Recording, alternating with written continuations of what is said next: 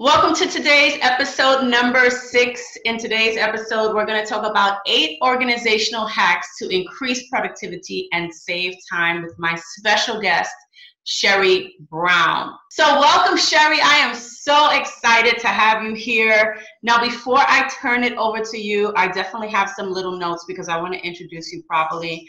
Let me share a story with you guys first, okay? Sherri has been online for 7 years now, and I'm going to do a proper introduction in a second, but I want to share a quick story with you guys first. She's been online for 7 years. I never knew of her before we, kind of bumped heads not bumped heads, that's a negative term. Before we I'm just going to say met in one of the affiliate programs that we promote together, where, I became the top affiliate promoter in that company in just a year, right? I was the fastest to do it. And we were actually in an affiliate contest and I was number 1. And then all of a sudden, this Tennessee chick comes and knocks me out the water. And I'm like, who the hell is this Sherri Brown chick? And I go back and I'm like, I need to find out who she is and what she's about. And, and that's basically how we met, right? I reached out to you on Facebook. So Sherri is from Tennessee. She has 2 beautiful girls. She's been online for 7 years. She has created multiple 6 figures over the past 2 years. And she goes by the term, she's got a little phrase for herself, which I love. It is called #recovering-spammer. Can we all relate to that? She specializes in social media marketing and branding, productivity, and outsourcing. And today we're going to share with you, she's going to share with you her 8 productivity hacks to save time and increase your income if that's what your goals are, okay? So with that being said, I'm going to go ahead and pass it over right on to you, Sherri. So you can go ahead and take it away. Woohoo! I am so pumped because it's so funny how things go full circle. And back when I was a total spammer, and I was introduced to the marketing system that we're a part of, I was so stalking you, not in a weird way, but I was so listening to your videos. So it's super cool to actually even be, getting interviewed by you. Awesome. Let me see. Thank you for becoming a stalker. Thank you. You're welcome. Let me exit full view. I am not a technical person. And let me get to where you actually can see this screen.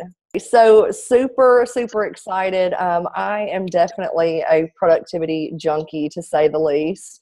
Not that I'm lazy, but it's just, I am all about working smarter and not harder. And I do love my time, which is why I kind of became obsessed with just learning how to do more in less time. And so with that being said, there's 3 truths that I have come to discover just from learning about it. I mean, I've taken productivity courses. I've taken organizational courses online.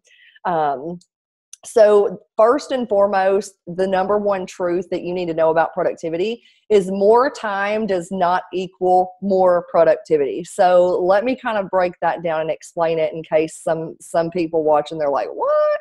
So let's say, Lisa, we're both doing, a task, and it takes you 3 hours to figure out and fix this problem, as to where it takes me 6 hours to do it. Well, who's more productive? You, obviously, you know what I mean? You got it done at a quicker pace. So, and I think a lot of people misconstrue or have that misconception that just because you're busy, you're productive, and that's totally not true. You can be busy all day long and have that feeling of, oh my gosh, I haven't sat down, but then at the end of the day, you're like, crap, I didn't get anything accomplished, although I was busy. So, it's not so much about how much time you spend on something as it is what you do with the time that you have, because we all have the same amount of time in the day. So that is truth number 1. Truth number 2, there is no perfect system. There is no one size fits all when it comes to the best method or what's going to get you more productive. And I'm totally realizing right now that my little squigglies around perfect are jacked up. But so, you know, what works for one person may not work for the other. What works for you may not work for me, and vice versa. And so, you know, I would just say be open to trying different things until you figure out what's going to work for you. And so, you know, you can take some of what I'm teaching today, you can apply all of it, or you might try it and be like, you know, this stuff doesn't work, but it's just be open to trying it. So that is truth number 2. And the third truth is that technology is a catalyst. It is not a fix. And how often, Lisa, have you known people who are, it's like every time a new app comes out, it's like they think this new app is going to fix their problem. And if they download this app, that they're going to, you know, it's going to fix all their productivity. And there is no perfect app that's going to magically make you more productive. You know, and so many get sucked into this. And then what happens is they end up spending tons of mindless hours fiddling and playing around with it only to not get anything accomplished. And I was reading an article and I downloaded it because I thought this was such a great example when it comes to, you know, like what I'm talking about here, what this means. So it says, you know, technology is not the primary solution to your productivity issues. You are. The way you use technology is the determining factor. And so an example would be, let's say you know, want to run to the store, right? And it's just a few blocks from your house. You could walk there and be there in 20 minutes. You could grab a skateboard and be there in 10, or you could grab a car and be there in 2. It says in all scenarios, you still get to the destination, but the difference is the technology you use. Some will help you get there faster than others, resting on the assumption that you know where to go and what you're doing. So again, you know, I mean, technology is definitely a catalyst, but it's not a fix for all of your problems. So those are just kind of the 3 truths that I wanted to kind of lay the foundation before we get into these 8 ways. So you have any questions for me so far? Nope, you can keep going. Okay. So tip number 1 is to physically get organized. You know, taking the time to do this now, because I know what it's like when you're like, you know, for me, and I don't know how it is for you, or but if things are like a disarray, I'm like so OCD when it comes to everything having its proper place in the house. If like my daughter's room is a disaster, it just stresses me out. And so taking the time to do this now can not only save you lots of time in the future, but it's also a lot less stressful on you. And what's crazy is I was going through, it was a class all around organizing your life. And she came across, or she stated a really just crazy stat. And that stat was that the average person spends 1 hour a day looking for items they own, but they can't find. And so how many times have you actually, can you think of a time when you went to look for something, it's like it's not there and you're spending all this time? So for me, when it comes to organizing, again, I'm like a Nazi when it comes to organizing. I mean, you could pop off and ask me, you know, 5 random things, and I can tell you exactly where they are in my house. So, you know, I wanted to kind of give you some tips when it comes to organizing in case you aren't, you know, in case maybe if you're watching this, you don't really know where to start, or you don't really know what to do. I wanted to kind of give you a few tips. So very first thing is you want to make sure that you're going 1 room at a time, because I know I've been that person in times past to where I start cleaning the house and then all of a sudden I think of something else to do. So I stop and then I go to that other task and then I'm working and then something else hits me. So it's like I'm just aimlessly running around, and then at the end of the day, nothing's really organized. So, you know, pick 1 room at a time. And if you haven't used it, when you're going through everything in said room, if you haven't used something in the past 6 months, either throw it out, donate it, or sell it. But it needs to go. Okay, this is not an episode of hoarders. we don't need to keep everything. And I would also say I'm going to give you one junk drawer per room, because we all have that one junk drawer, right? That stuff just kind of goes in. You might have to clean that out once a month. But everything in that room needs to have a home, needs to have a place. And use labels if you have to. And another big tip is start getting into the habit of putting things back immediately after you use them, and train those around you. Like your kids, your husband, like there's no training my husband. I swear, when he takes off his clothes to like get in his pajamas after work, the basket it's 2 feet away. Like, can you not just put them? I still haven't been able to train him, but I tell my little girl all the time, if she takes off her shoes, because her bedroom's upstairs and she leaves them on the floor, I'm like, where do they go? They go on the stairs. And that way, when I'm going upstairs, I know to grab your shoes and put them up.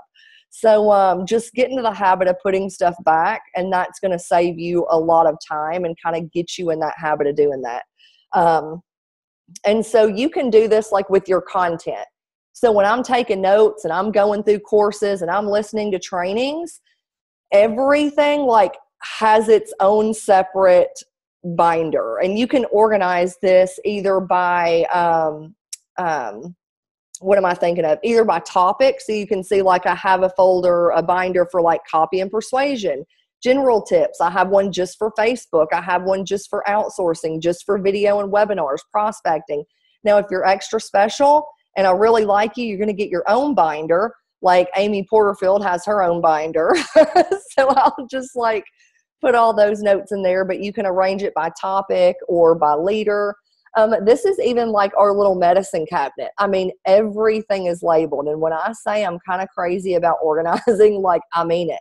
But if anybody goes to that, they know exactly which drawer to go to. If they've got a fever, okay, get in that top drawer. That's what you need. Dog's medication, first aid. Underneath that you can't see is all of my essential oils and like natural remedy type stuff. So everything kind of has a place. And this is even like my daughter's closet. And right now she's 5. And I'm even crazy when it comes to organize. She has more shoes than me. I don't know why she has so many shoes. Actually, I'm looking at it like she has more shoes than me. Yeah, she has more shoes than me. And what's funny is because I know where everything is. Like if you look in the middle, in between the pink little pair of jelly shoes and the silver little pair of jelly shoes is a black pair that's missing, only because she was wearing them when I took the picture. And then there's one other pair of shoes that aren't pictured in here. So like mentally, I don't know if there's many people like me or if I'm just a special breed, but like I know when something's missing. Like I know if a top is not in my closet, I'm like, where's it at? Who got it? Like I just know. And so that has been such a huge time saver for me, is just getting organized. Like I'm not one of these people who spends an hour a day looking for something. I know where stuff is. I can easily go grab it, and that allows me to save so much time. And so just as a little bonus tip, like if this isn't a strength of yours and you're somebody who, you aren't really great with this, and I would find somebody to help you. One thing that I do is I have a niece, and she's crazy when it comes to organizing too. She's even like crazier than I am. And I have her help me. And even this summer, because this is something I might do like every 6 months, just go back if things kind of get out of place. So I'm going to have her come down for like a week or 2 and just help me just reorganize things. And so find somebody. If you don't know anybody, or if you don't have anybody, find somebody. Outsource it. So the second tip is to get digitally organized. Understand, if you are a business owner, you're putting out content, like that's a valuable asset. And nothing is worse than not being able to find a video or not being able to find something when you need it. And so when it comes to some of the tools I use, and Lisa, you might have some suggestions too, but passwords, like I use a password manager because there was a point a couple of years ago where I had all of my passwords just on a random sheet of paper. And I was sitting here thinking to myself, like, oh my gosh, if something ever happened to this piece of paper, I would be screwed, because I don't know, like, any, because some Well, place. let me share one of my tips when it comes to passwords. Okay. So all of my accounts, like I have 3 top passwords, right? It's 3 top ones. I use them for everything. So if I'm trying to log into something and it says, oh, password is incorrect, then I'm going to try the next one and the next one. It's got to be one of those 3. So well, and see, yeah, I keep everything. Like I have 3 top ones that I use and rotate for like everything. Yeah. Well, and there's sometimes, like, when you go to create one, it's like, oh, it has to have 1 capital and then 1 number and a special character. Yes, and I do have one. Like the first one is capital, and then you put your number, your letters, and then your numbers, and then the last one could be like a $sign or whatever. And so I have one of my passwords includes that. Oh, see, that's nice. So that when I do, if I am signing up for something and it requires that I have to have a capital and some kind of other character or something like that, like a $sign or a exclamation point or something, done.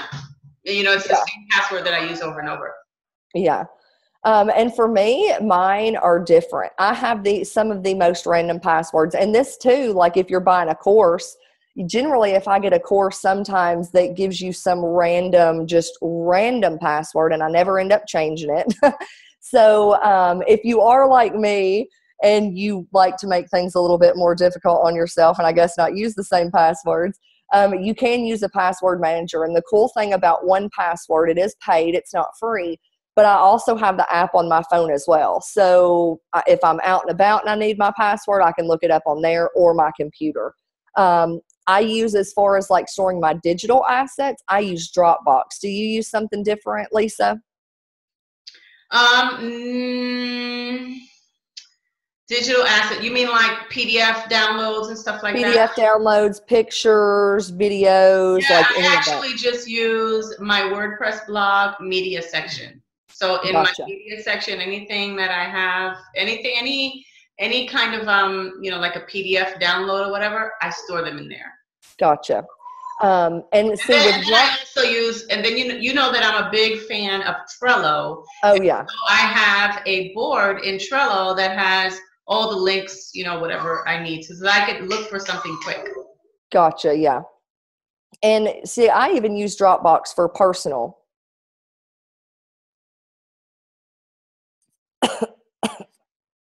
You can edit this out.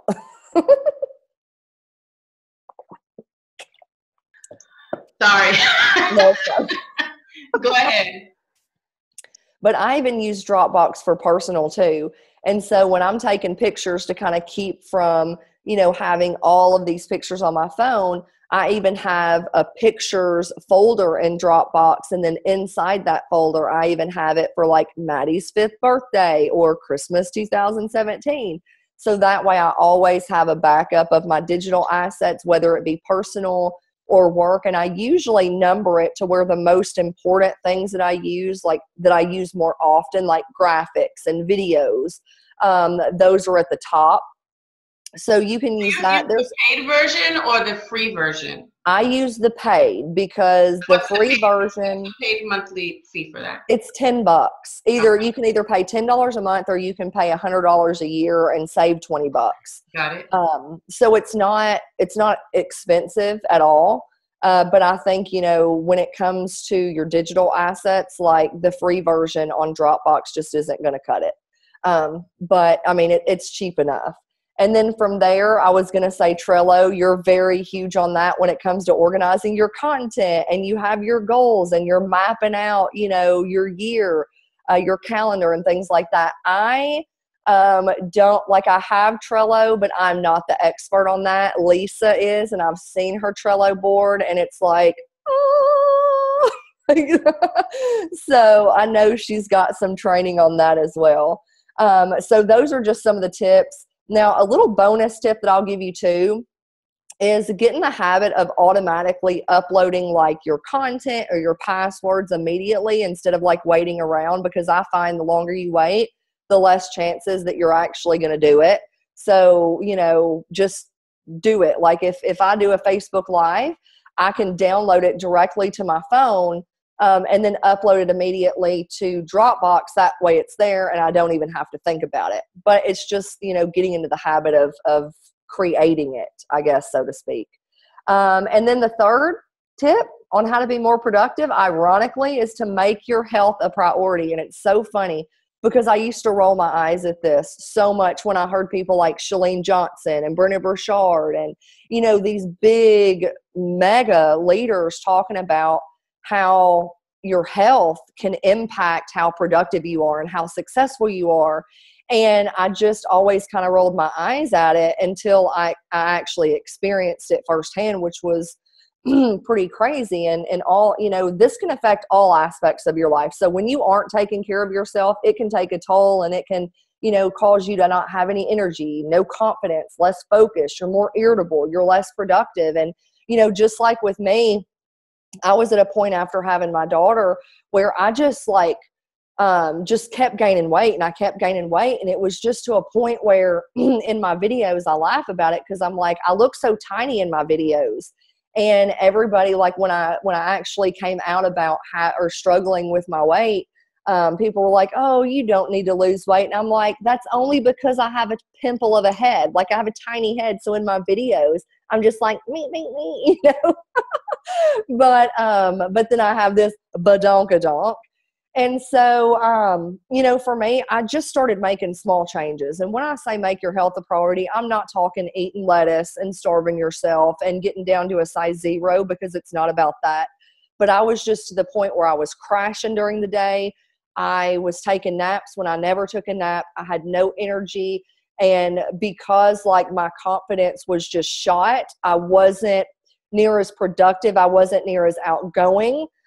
So I think it can really take a toll on a lot of aspects in your life. And when I dropped, I ended up getting on a program and taking some supplements. And Lisa, you're actually using those supplements now. And so, you know, if you're interested, get with Lisa. She can give you a $10 coupon or something. But, you know, when I was able to just drop those sizes, and I feel like I dropped it pretty quick, you know, my body transformed quite a bit, although I still have a large backside.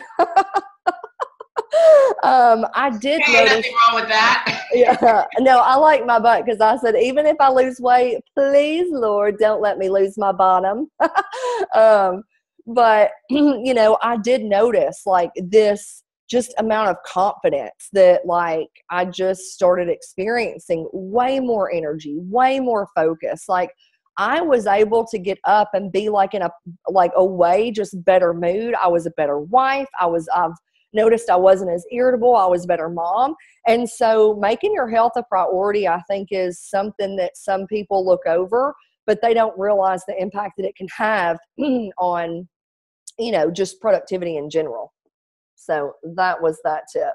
So moving on, the fourth tip to being more productive, I would say, is getting an accountability partner, because it's great to have to be able to get an outside perspective, because sometimes I think we're a little too close to our own thing, and we can tend to get stuck in our own heads, which can cost us time, it can cost us money, it can cost us productivity. So you can either choose an accountability partner, you can join or create a little mastermind group. I know Lisa created a little mastermind group and I'm a part of it, which is super cool. But I'm going to give you some tips. If you don't have an accountability partner, I did want to give you a few tips when choosing somebody. So I would definitely choose somebody who had similar goals, but might have some strengths that you don't, and vice versa. Like, I've talked to Jen Johnson pretty much like every day since like March of 2016.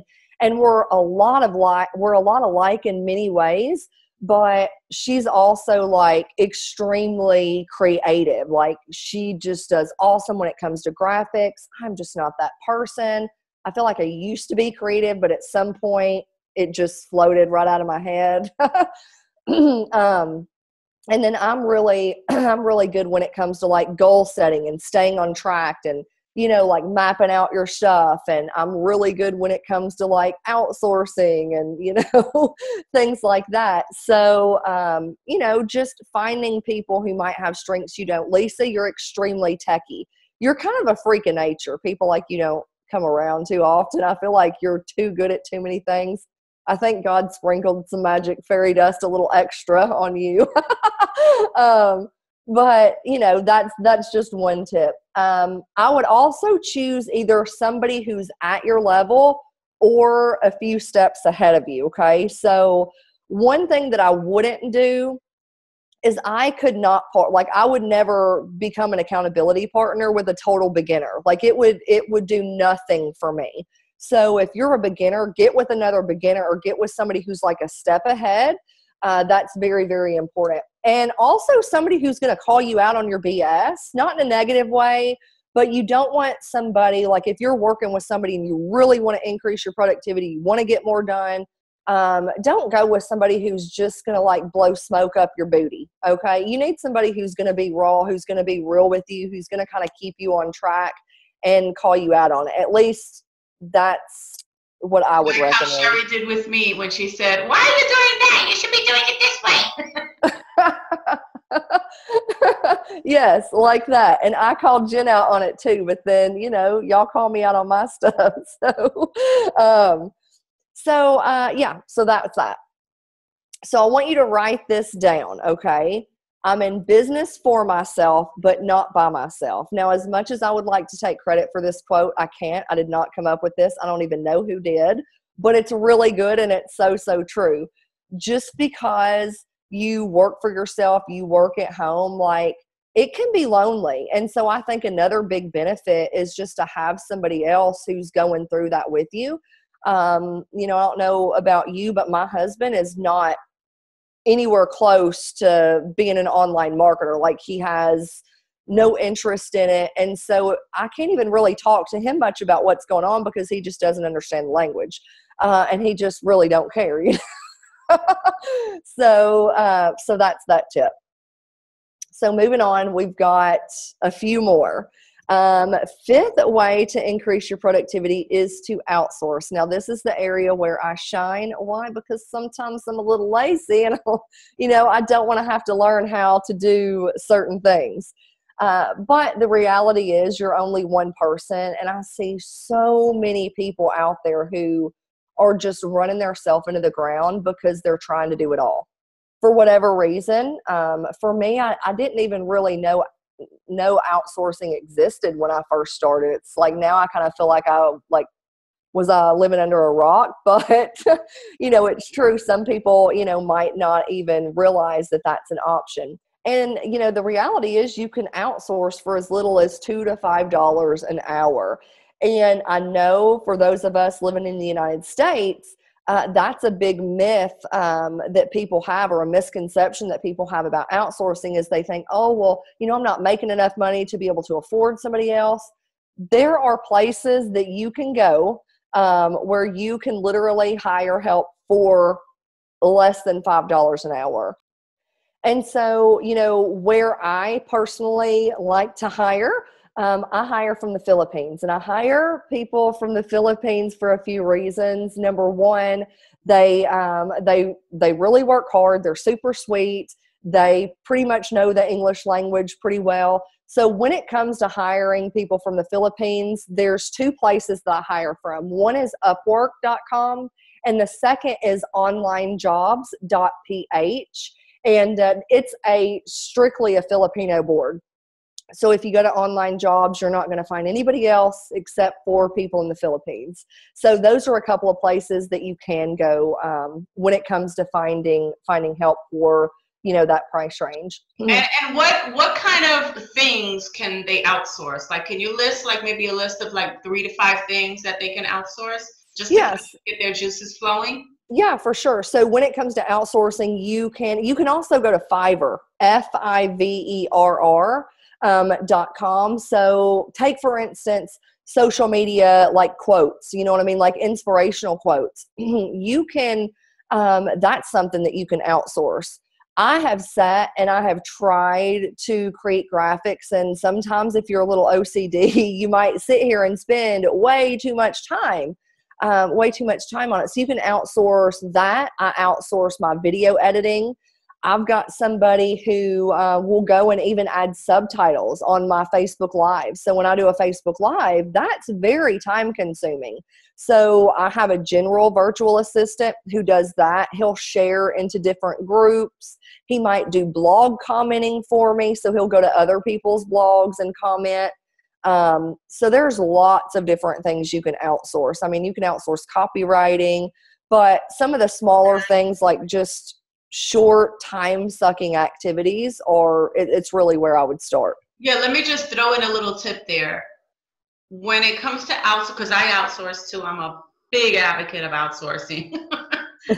because put it like this, the easiest way to figure out what you can outsource is making a list of everything that you do and pulling out the ones that you don't have to do yourself, meaning that you don't physically have to be there. So in other words, no one can shoot a video for you. You have to show up to shoot the video, but you don't have to edit it. Someone else can, right? Absolutely. You have to take like your selfie pictures. No one else can do that for you because they're your selfie pictures, but you can give it to someone else to make, put words on it or turn it into a GIF, with the words flying all over or whatever it is. You don't have to physically do it yourself. You can have somebody else do it. So that's kind of an idea. So when you're thinking about outsourcing, like what should I outsource? Just the easiest way that I usually teach my people is to make a list of things that you do in your business and ask yourself, what are the things that I have to do, that I have to show up for, that someone else cannot do for me, and own those things and give out, outsource everything else. For sure. No, I definitely agree. And, when I said, start small and kind of build up as you go, and I'm going to talk about making a list too, but when I hired my first VA, I really didn't have a whole lot of money. So when I hired my first VA, I started him out at only 5 hours a week. So I started very small, just on some of those time-sucking activities that just weren't really, I didn't have to do them, like you said. They weren't things I had to do, but they were things that would have been good for my business, like adding the subtitles and sharing stuff into groups and, and then from there, I've grown to where I not only still have him as my general virtual assistant, I also have I have a graphic designer who creates all of my graphics for my courses, my blog articles, my banners, and then I have a video editor. And at one point, I even had a ghostwriter who was going in and cleaning up all of my blog transcripts to make it look good before I published it, because that's kind of time consuming, right? So that's, kind of where I went. And for me, like Lisa said, make a list of everything you do. And what I personally did was I made a list, like of that list, I looked at things that not only did I hate doing, but also like I wasn't great at too. You know what I mean? Because the reality is just because you know how to do it doesn't mean you should be doing it. I know how to edit a video. I mean, I've edited lots of videos, but it doesn't mean that I should be the one editing, because I didn't like doing it. And it was it was a time suck for me. It took me a while. And so that's just something to kind of think of too. And I will say, Lisa, that we're both in a marketing system. We both use a marketing system. And I have a pretty in-depth training on outsourcing inside of that marketing system. I want to say it's like 60 to 90 minutes. So get with Lisa if you want like just way more detail or in depth about outsourcing. I go into a lot more of that in that training, and she can give you access to it. So the next thing that I would recommend is to use a calendar. Now this could be physical or digital. Now I don't know about you, but I know for most people, that if it's not written down, it will not get done, okay? And so for me, I'm very, very much a physical person, where, I've got other people who I know that are more like digital. So they use Google Calendar. Yeah, Lisa, you're like super digital. For me, I don't know. I'm old school. I like that. The only tangible. time that I'm not digital is like, for example, what I was showing you the other day, and I'll show them too. Hopefully they can see us because I think we have our little video thumbnails on the side, but I print like these monthly things and I lay out my whole entire year on my desk and I just plan.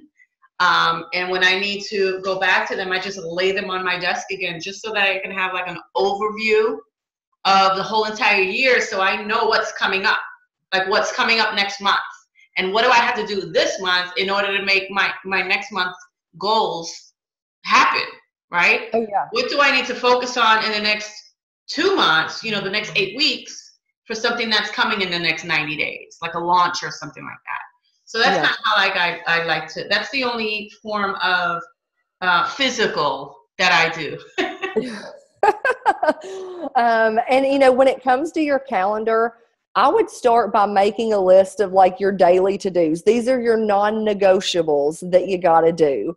When it comes to maybe putting out a piece of content, having, checking your email inbox or checking Facebook Messenger, like you should have a list of daily to-dos that are non-negotiable. For me, it's putting out a piece of content.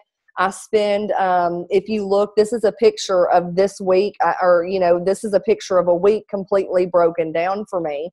And so where I have walk and I have my power hour consists of me being on social media, and I'm engaging on my timeline. I'm going into particular Facebook groups and I'm commenting, I'm replying back to messages. I'm checking Facebook Messenger. So while I'm walking my 2 to 3 miles, I have that down to where I'm doing nothing but engaging and I'm like immersed.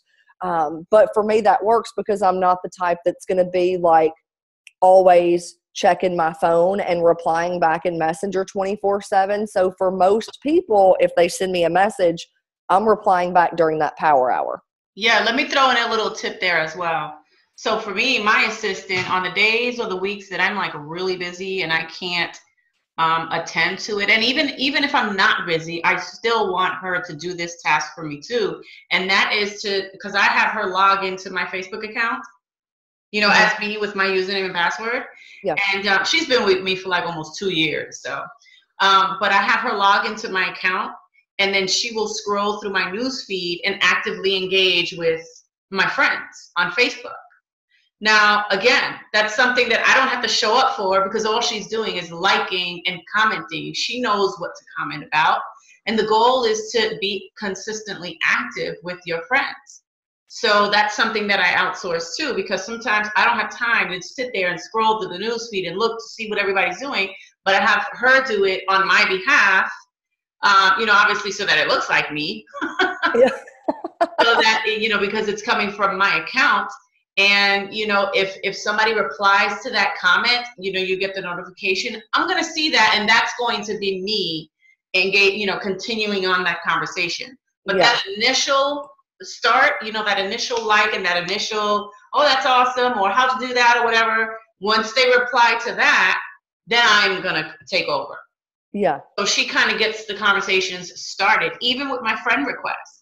Like I don't have. That's so smart. I get a million friend requests a day, literally. No, feels like a million because so many come through. But I get friend requests all day long, and I just don't have time to go through 100 friend requests a day. So what she does is she logs into my account and she goes through my friend requests and she simply sends them a message and says, "Hey, so and so, I see that you sent me a friend request. What inspired you to get to want to connect with me?" And if they reply, it's the messenger. If they reply, I'm going to get the message when I log into my account. And then I'll continue the conversation myself. So I use her to start the initial conversations. Yeah. And see that. Yeah. And that allows you to be so much more productive. It allows me to be more productive, but it also allows me to be engaged when I can't. Oh yeah, for sure. Very, very smart. And, like Lisa was saying earlier with how with how you map out, you have each month at a glance, that's great also for you to plan out your weekly projects, monthly projects, and map them out ahead of time. That way, you're starting each week, each month, each quarter with a clear understanding of like what your focus is. And I think that that's going to allow you overall to be a lot more intentional with your time. And so that's my little tips about using the calendar. I write down everything. You can even get all fancy and color code if you want to. I kind of color code because it kind of lets me know, okay, like the stuff in orange are to-dos. When I do like my power hour and stuff, that's more like the income producing activities. The yellow is me creating content. Other days I will like repurpose old content or something like that, but those are generally like my live days. And then pink is personal stuff. So you can color code however much you want, but just knowing like what your focus is instead of going into each day or week completely blind as to what you're even doing. And when you do that, I think no wonder people aren't productive if they're not, more intentional with their time. So number 7, we are on the home stretch. Work as if company is on the way. Now, let me ask you this, Lisa.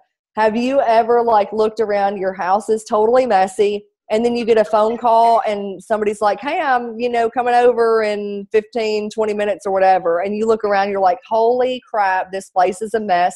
But by like a miracle, you have your house spotless in 15 minutes. Absolutely. You're on a mission. And so this too can work when you like block out time for specific activities. You can get so much done if you're just like working as if company's on the way, or working as if you're about to go on vacation, because you always wait to the last minute and then everything gets done in a day. And it's like you have the ability to be so much more productive than we give ourselves credit for. So that's just kind of just a fun little thing that has actually allowed me to just knock things out pretty quick. Time block. And I'll actually throw something in there too, if you don't mind. Yeah. But I want to add some kind of like my own perspective on your topics. But what you can do is you can set a timer. So let's say, you could set a timer for, let's say, like a 15-minute, you could get a lot done in 15 minutes when it comes to cleaning. Like you could throw some dishes in the dishwasher. You can clean off the counter. You can make your bed. You could, straighten up the bathroom. You could set up a block of time of like 15 minutes, set a timer. And when that timer goes off, you can continue on with whatever else you would do.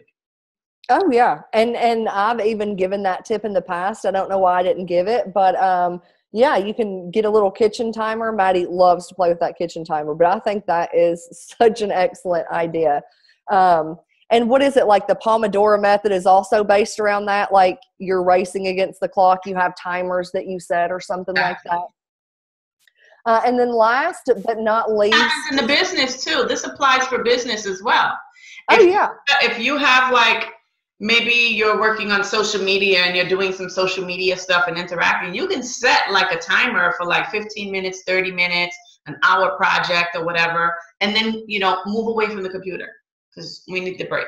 Yes, absolutely.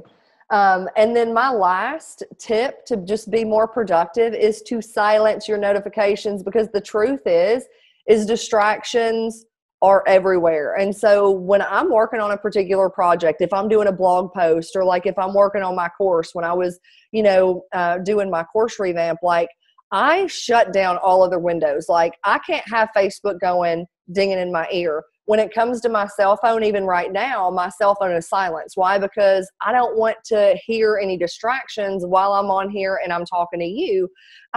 So I don't have any, the only time that my phone will ding is if I get a text message. I don't really get a ton of text messages, but I don't have any app that plays any type of sound badge ever. And if I'm in the middle of doing something or working on a project, I shut down everything else. I don't have Facebook on. I'm not hearing dings when I get a new email or anything like that, because they can be like super distracting and make it to where you're flipping back and forth, and then it's taking you that much longer to stay focused. And so that's a big one. But, when it comes to distractions, like this is one thing too. People think, especially if you're like new in business and you feel like you just need money right now, People are just like, they could be in the middle of something, but if a prospect messages them, they think they automatically have to reply back like right then, or they're going to lose the sale. And the truth is, it's like, dude, that message is going to be there. This is something like, if my husband's in the middle of something, it drives me crazy and I get onto him all the time.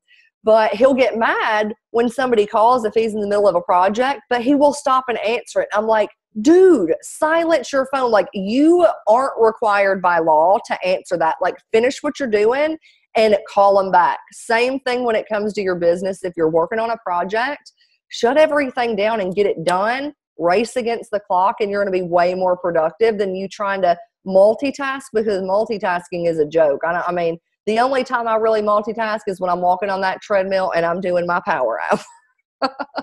But but those are my tips. Those are things that have really worked, and has helped me be a lot more productive in my business. Again, take a few of these, take all of these, or none of these. It's totally up to you, but find something that works for you. Well, thank you so much for sharing those amazing tips with us today, Sherri. I know that, my audience definitely got a ton of value from today's training. So guys, we hope you guys enjoyed this. If you guys need more leads and sales, I want to invite you to unlock the 3-step top earner framework and learn how to get fresh leads and sales and signups in your business in the next 24 hours, leveraging the power of the internet.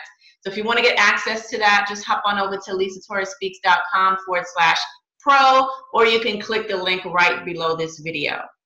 So if you enjoyed this training, make sure that you like, comment, and share it with your friends, followers, and team members. And I will see you guys on next week's episode. Thanks for watching.